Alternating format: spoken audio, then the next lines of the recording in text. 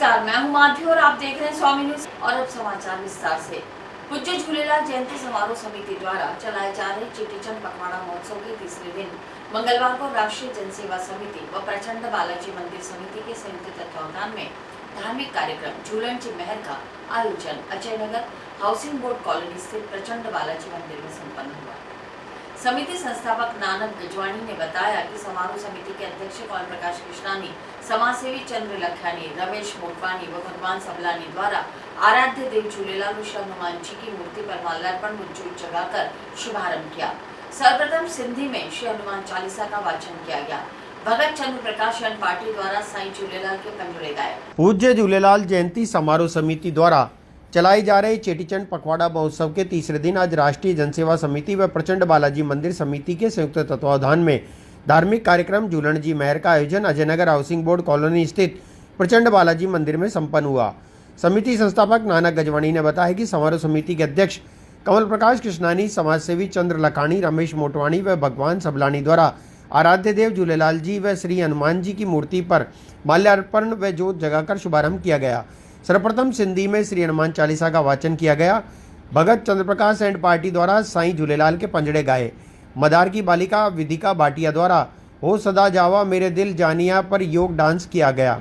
ईश्वर मनोहर उदासीन आश्रम के शंकर सबनानी ने चेटीचंड पर्व की महिमा बताते हुए कहा कि 11वीं शताब्दी में सिंध के राजा मिरक शाह द्वारा जब हिंदुओं पर अत्याचार कर जबरन धर्म परिवर्तन करवाया जा रहा था, तब सिंधी समाज ने सिंधु नदी किनारे बैठकर भगवान वरुण देव की आराधना की गई। तब 40वें दिन वरुण देव की दिव्य आकाशवाणी हुई कि नसरपुर के रतन राय और देवकी के घर पुत्र के रूप में अवतार लूंगा। वरुण देव ने साईं झूलेलाल के रूप में अवतार लेकर अपनी देवीय शक्ति द्वारा राजा मिरक शाह का हृदय परिवर्तन कर हिंदुओं को अत्याचारों से मुक्ति दिलाई। नवयुवकों को छेज के प्रति आकर्षण करने के लिए प्रचंड बालाजी मंदिर के पदाधिकारियों व समिति के सदस्यों द्वारा पारंपरिक सिंधी छेज लगाई गई। संयोजक मनोज जामनानी ने बताया कि हर माह चांद के दिन सायंकाल एक तांबे के लोटे में जल, चावल व शक्कर मिलाकर अखव पहनने से घर में सुख, शांति व मनोकामनाएं पूर्ण होती है।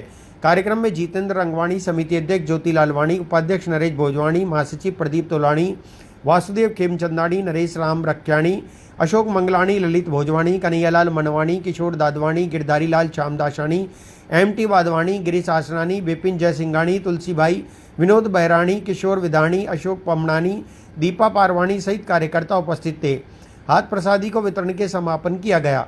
आज बुधवार को धारसेन स्मारक पर संयोजक कैलाश लखवाणी ने बताया कि सायंकाल 6 बजे चेटीचंड उत्सव पर महाराजा धारसेन स्मारक अरीबा उपाध्याय नगर विस्तार पर भारतीय सिंधु सभा अजय मेरू द्वारा आयोजन किया जाएगा। कार्यक्रम में घनश्याम भगत की ओर से भजन व इंगलाज माता पूजन कर किया जाएगा। सबने मिली करे जेको तय कयो तही चेटीचंड पखवाड़ा महोत्सव जे पारा जै संस्था जो आयोजन होंदो है उनजे मुखी के समारोह समिति पारा मूर्ति लाल साईं जी भेंट करे। छो जो जतोई दरबार में पाण धर्म ध्वजा पूजन कई सी तो भाई साहब फतनदास जी इच्छा हुई कि जतोई दरबार से जेकी ता 21 फुट की मूर्ति ठाराई है वह मूर्ति पिण अगते समाज के विच में पहुंचे।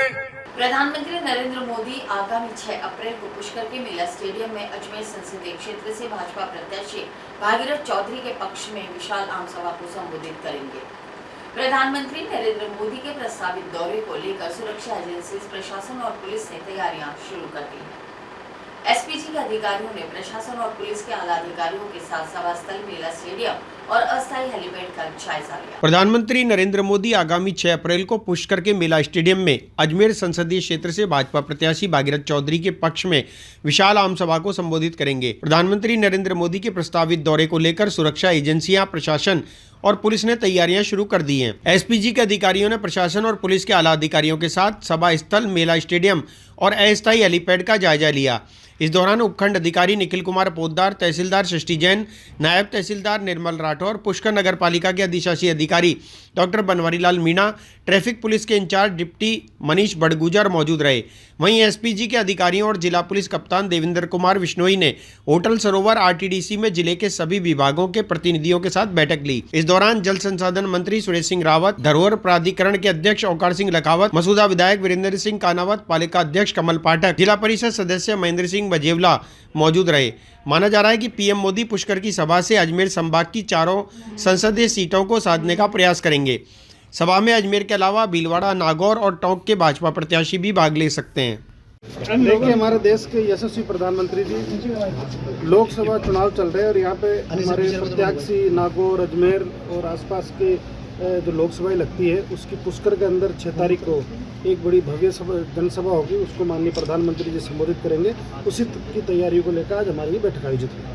अब कोई टाइम आया है, समय कितने बजे सभा होगी? देखिए, अभी बता देंगे, अभी समय आएगा, लेकिन 6 तारीख को सरोवर की भीड़ जुटने का अनुमान है, लाखों की संख्या में भीड़ जुटेगी। सरोवर ब्रह्मा मंदिर का कोई कार्यक्रम? देखिए, अभी वहाँ से पीएमओ आया नहीं है, जैसे आएगा हम। पुष्कर के बजरी माफियाओं में अब खौफ देखने को मिल रहा है। देर रात अंधेरे का फायदा उठाकर अवैध बजरी खनन करने वाले तेज गति से वाहन चलाते हुए पुलिस को चकमा देकर निकल जाते हैं।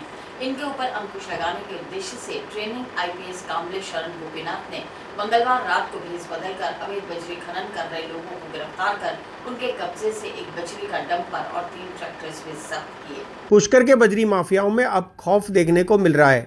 देर रात अंधेरे का फायदा उठाकर अवैध बजरी खनन करने वालों के खिलाफ कार्रवाई की जा रही है। पुष्कर ट्रेनी प्रशिक्षु आईपीएस कामले शरण गोपीनाथ ने जानकारी देते हुए बताया कि देर रात अंधेरे का फायदा उठाकर अवैध बजरी खनन करने वाले तेज गति से वाहन चलाते हुए पुलिस को चकमा देकर निकल जाते हैं। इनके ऊपर अंकुश लगाने के उद्देश्य से कार्रवाई की गई है। उन्होंने बताया कि उन्होंने भेष बदलकर अवैध बजरी खनन कर रहे लोगों को गिरफ्तार कर लिया। साथ ही उनके कब्जे से एक बजरी का डंपर और 3 ट्रैक्टर भी जब्त किए गए। जब्ती की इस कार्रवाई से अवैध बजरी खनन करने वाले माफियाओं में हड़कंप मच गया। प्रशिक्षु आईपीएस ने जानकारी देते हुए बताया कि उनके पास सूचना आ रही थी कि रात के अंधेरे में अवैध बजरी खनन का कारोबार धड़ल्ले से चल रहा है। इस पर अंकुश लगाने के उद्देश्य से बजरी माफियाओं के खिलाफ कार्रवाई की गई है। बालाजी मंदिर यहाँ अजमेर आगे जो रोड जा रहा है और ये पुष्कर घाटी है, तो रोज सुबह लगभग 4 से 6 बजे के बीच में 30-40 डंपर और 10 ट्रैक्टर बहुत ऑर्गेनाइज्ड तरीके से बजरी की और ये अवैध खनन कर रहे हैं और बजरी की ये स्मगलिंग कर रहे हैं। तो पुष्कर पुलिस इसमें लगी हुई थी और इन्फॉर्मेशन गैदर कर रही थी। आज एक डंपर के साथ हमने 3 ट्रैक्टर पकड़ लिए हैं। ये इनका एक एस्कॉर्ट सिस्टम रहता है, आगे इनकी 4 व्हीलर चलती रहती है, 2 व्हीलर चलती रहती है, पीछे इनकी 4 व्हीलर 2 व्हीलर रहती है। ये मोबाइल पे कम्युनिकेशन करते रहते हैं और उसके जरिए इस गाड़ी को निकालने की कोशिश करती है। तो ये एक रास्ता है उनका, दूसरा रास्ता उधर है, तीसरा केकड़ी की तरफ है। तो इनके बहुत सारे रास्ते हैं। तो ये बहुत ही वेल प्लान तरीके से पुलिस को चकमा देकर किसी को कानो कान खबर ना हो उसी तरीके जाते हैं। इनके स्पीड बहुत तेज रहती है। ये डंपर भी बहुत तेज गति से भगाते हैं, ट्रैक्टर बहुत तेज गति से भगाते हैं। तो आज पुष्कर पुलिस ने प्लान करके इनको यहाँ पकड़ लिया है और इसमें हमने एक डंपर और लगभग 3 ट्रैक्टर इसमें बरामद कर दिए। लगातार सर पुलिस की कार्रवाई होने के बावजूद भी इनमें भय नहीं है, ऐसा क्यों? कहीं ना कहीं क्या लगता है आपको? इनको जब से हमें खबर मिली है और जब से हमें इसकी इन्फॉर्मेशन भी मिली है, तब से हम इनको पकड़ने में लगे हैं। हम अपने तरीके से प्लान कर रहे हैं, प्रिपेयर कर रहे हैं, अपनी गश्त बढ़ा। जैन धर्म के पहले तीर्थंकर भगवान आदिनाथ के जन कल्याणक महोत्सव पर आज केसरगंज स्थित जैन मंदिर से भव्य शोभा यात्रा निकाली गई। प्रातःकाल मंदिर में ध्वजारोहण के बाद शोभा यात्रा निकाली गई। शोभा यात्रा में ढोल, घोड़े, बैंड व पुण्यार्जक परिवार बग्गी में सवार हुए। शोभा यात्रा का शहर में अनेक मार्गों पर भव्य स्वागत किया गया। जैन धर्म के पहले तीर्थकर भगवान आदिनाथ के जन्म कल्याणक महोत्सव पर आज केसरगंज स्थित जैन मंदिर से भव्य शोभा यात्रा निकाली गई। प्रातःकाल मंदिर में ध्वजारोहण के बाद शोभा यात्रा निकाली गई। शोभा यात्रा में ढोल, घोड़े, बैंड व पुण्यार्जक परिवार बग्गी में सवार हुए।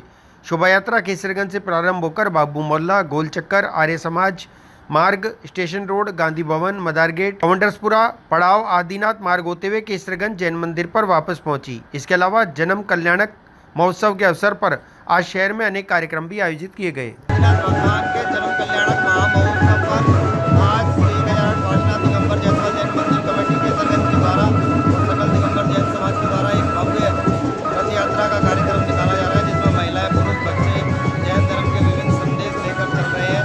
और इस वर्ष चूँकि आचार्य जी का महाप्रयाण भी है, तो आचार्य जी से संबंधित जो उनके महाप्रयाण का जो प्रेरणा ली गई है उनको प्रसारित करें। इंडिया नहीं, भारत बोलो और हथकरघा अपनाओ, स्वदेशी की वस्तुओं का प्रयोग करो। इन्हीं भावनाओं के साथ आज आदिनाथ जन्म कल्याण महोत्सव धूमधाम से मनाया जा रहा है। आपका नाम? विनीत जैन, सदस्य मंदिर कमेटी के तरफ से प्रथम तीर्थंकर भगवान आदिनाथ स्वामी का जन कल्याण महोत्सव है जो बड़े धूमधाम से मनाया जा रहा है।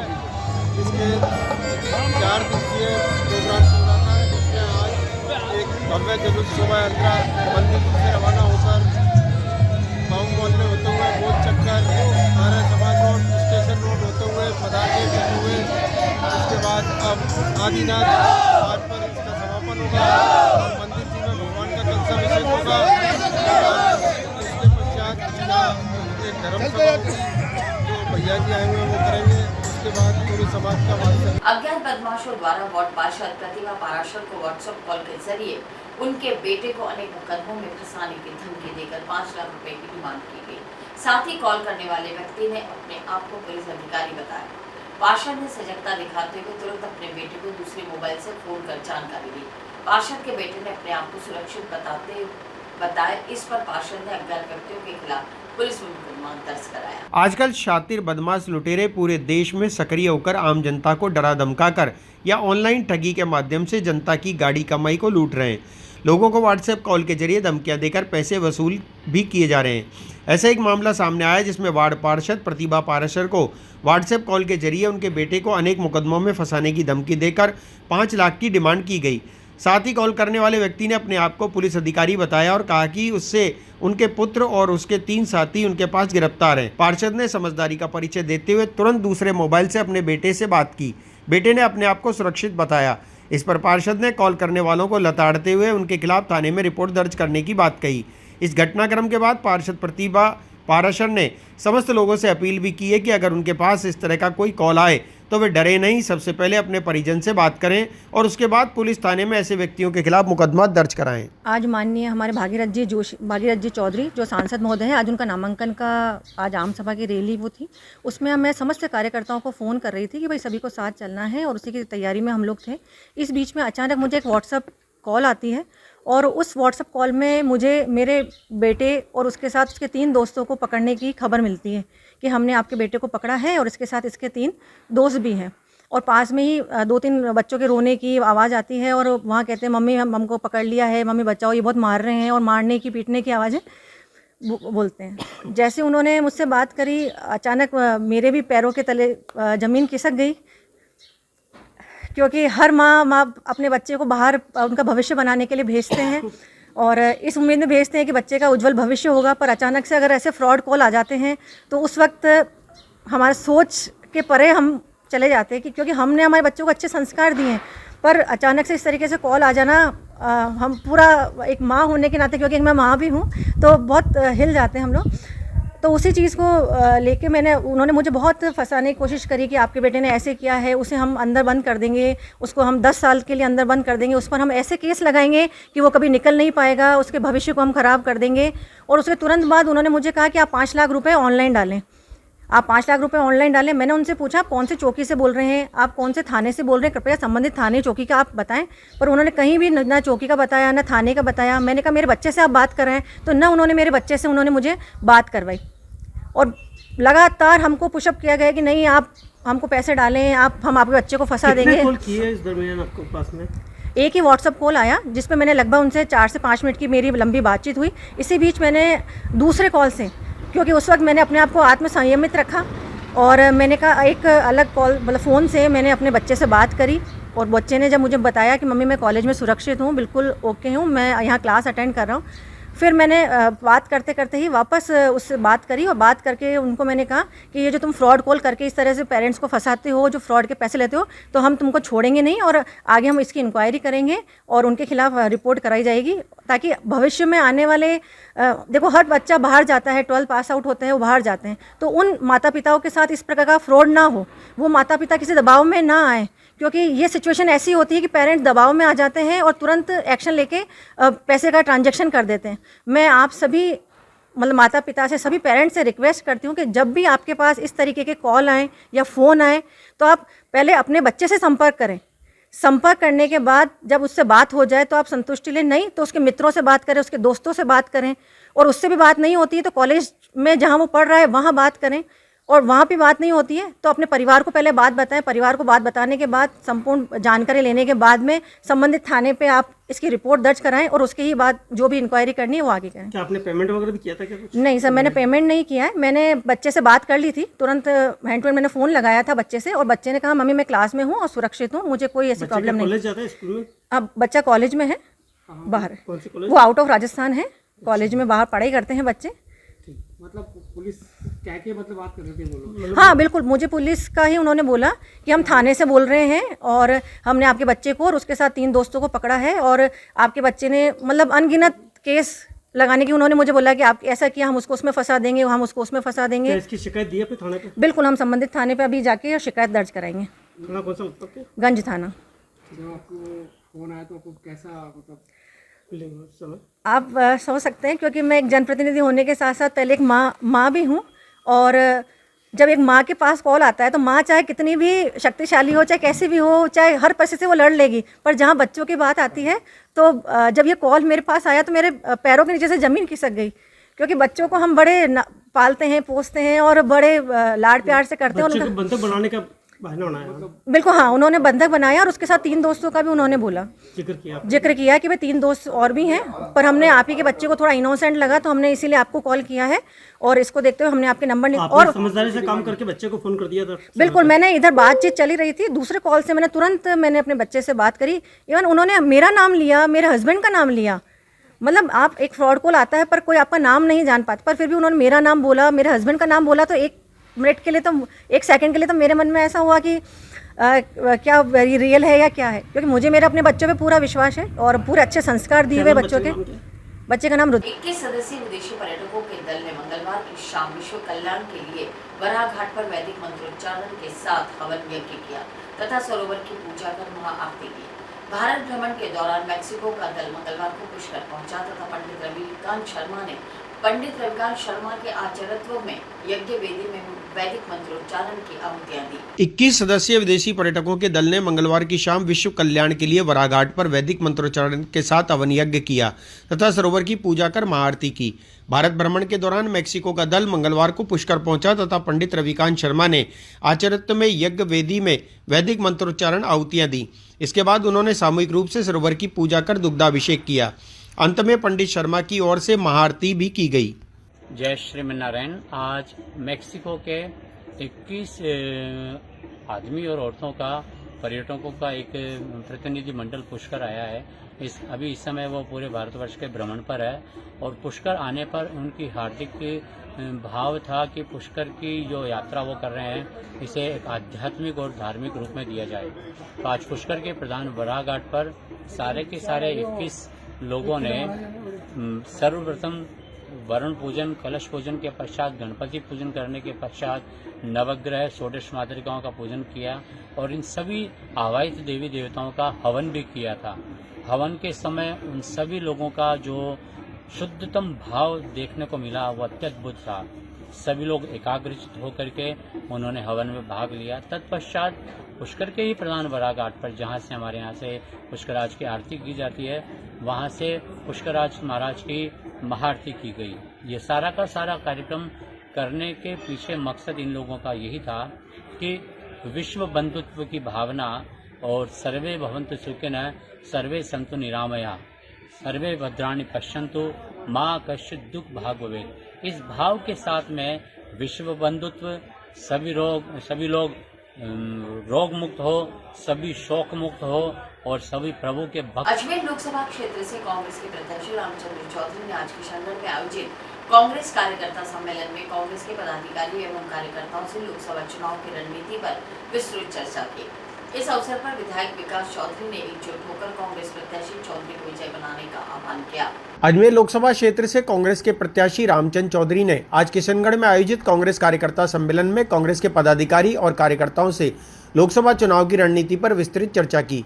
इस अवसर पर विधायक विकास चौधरी ने एकजुट होकर कांग्रेस प्रत्याशी चौधरी को विजयी बनाने का आह्वान किया। कार्यकर्ता सम्मेलन में कांग्रेस प्रत्याशी चौधरी का कांग्रेस के पदाधिकारी और कार्यकर्ताओं ने माल्यार्पण कर साफा पहनाकर भव्य स्वागत किया। दिल से आत्मा से ईमानदारी से यदि रामचंद्र चौधरी के साथ लगेंगे 100% विजय होगी, कोई रोक नहीं सकता। लेकिन अपन दुर्भावना से बच के, रामचंद्र चौधरी जी की दुर्भावना से बच के रहेंगे तो अपन पराजित हो जाएंगे। इसलिए बहुत अच्छा मौका है, ऐतिहासिक जीत होगी, मैं गारंटी के साथ कह रहा हूँ। लेकिन आपको जिस तरह विकास जी ने चुनाव लड़ा था उस तरह चुनाव लड़ना पड़ेगा। पायलट साहब आएंगे, आदरणीय गहलोत साहब आएंगे, आदरणीय डोटासरा साहब आएंगे, हमारे नेता को आएंगे जो आएंगे, नागौर से बोतल लेकर हनुमान धन्यवाद। शहर में चोर और बदमाश लगातार सक्रिय होते जा रहे हैं। कोतवाली थाना क्षेत्र में एक महिला के साथ चेन स्नैचिंग की वारदात सामने आई। जानकारी के अनुसार विजय वर्गीय धर्मशाला नया बाजार निवासी एक महिला मंदिर में जा रही थी, तभी रास्ते में 2 मोटरसाइकिल सवार आए और महिला के गले पर झपट्टा मारकर सोने की चेन तोड़कर फरार हो गए। महिला की शिकायत पर कोतवाली थाना पुलिस ने मुकदमा दर्ज कर जांच शुरू कर दी है। शहर में चोर और बदमाश लगातार सक्रिय होते जा रहे हैं। कोतवाली थाना क्षेत्र में एक महिला के साथ चैन स्नैचिंग की वारदात सामने आई। पुलिस ने जानकारी देते हुए बताया कि विजय वर्गीय धर्मशाला नया बाजार निवासी एक महिला मंदिर जा रही थी, तभी रास्ते में 2 मोटरसाइकिल सवार आए और महिला के गले पर झपट्टा मारकर सोने की चेन तोड़कर फरार हो गए। पुलिस ने बताया कि सोने की चेन लगभग 1 तोले के आसपास की थी। पुलिस ने महिला की शिकायत पर मामला दर्ज कर जांच शुरू कर दी है। पुलिस आसपास के सीसीटीवी कैमरे भी खंगाल रही है। एक महिला ने कल शाम को एक रिपोर्ट पेश की है, जिसका नाम नीतू सोनी, वाइफ ऑफ मुकुट सोनी। ये विजय वर्गीय धर्मशाला नया बाजार की रहने वाली हैं। इनका कहना यह है कि 31 तारीख को रात्रि 11 बजे मैं शीतला माता के मंदिर में जा रही थी, तो पासुरनाथ कॉलोनी के सामने जब मैं पहुंची तो सामने से एक मोटरसाइकिल पर 2 लड़के आए, झपट्टा मारकर मेरे गले की सोने की चैन और उस पेंडेंट सा लेके चले गए। उसके बाद में उसने सूचना दी तो हमने काफ़ी फुटेज वगैरह देखे थे, कल रिपोर्ट दर्ज की है। अविलंब ही इन मुलजिमों को गिरफ्तार किया जाएगा। चैन बरामदगी की कार्रवाई कर रहे हैं। सुखपाल जी एसआई साहब है, प्रभारी केसरबाग चौकी, उनके नाम अनुसंधान किया गया है। कितने तोले थी? ये वजन इसने क्लियर नहीं किया, पर ये कह रहे हैं कि करीब 1.5 तोला के आसपास थी, पर एफआईआर वजन क्लियर नहीं है। आपका नाम? और इसी के साथ समाचार बुलेटिन समाप्त होते हैं। मुझे दीजिए इजाजत, देखते रहें स्वामी।